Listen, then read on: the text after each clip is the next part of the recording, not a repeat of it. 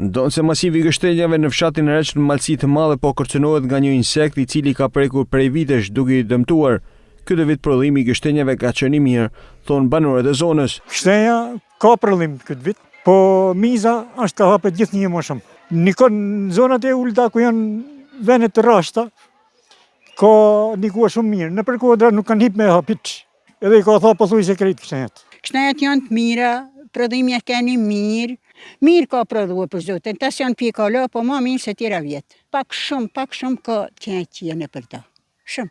Ashtë gështenjat që e bënd keqen për shemon, por gështenjat në përgjithësi janë të mira. Prodhimi i gështenjës ka kanë shumë më zhnosh, shumë më mirë.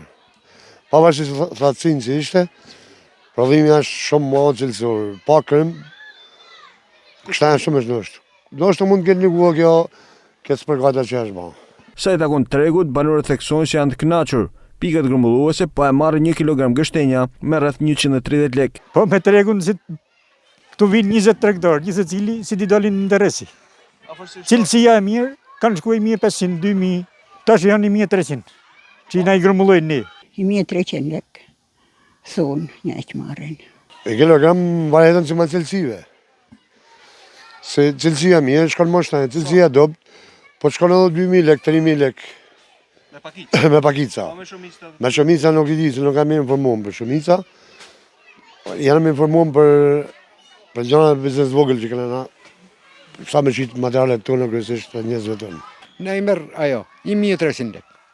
Edhe na, unë pensionist jam, qyshin natë, tash i këta ishe si 1300 lekë, marri burë e gruera, unë pension jam, grua se më ka dhënë pensionala, i 100.000 lekë e kam pensionin, iku. Gerza e gështenjës prej vitesh ka shkaktuar dëme të mëdha në masivit e gështenjës në veriun e Shqipërisë, e veçanërisht në zonën e Malësisë Madhe. Prej 6 vitesh Ministria e Bujqësisë ka ndërmarrë një aksion për luftimin e saj në mënyrë biologjike, ndërsa duket se situata vjen të jetë problematike.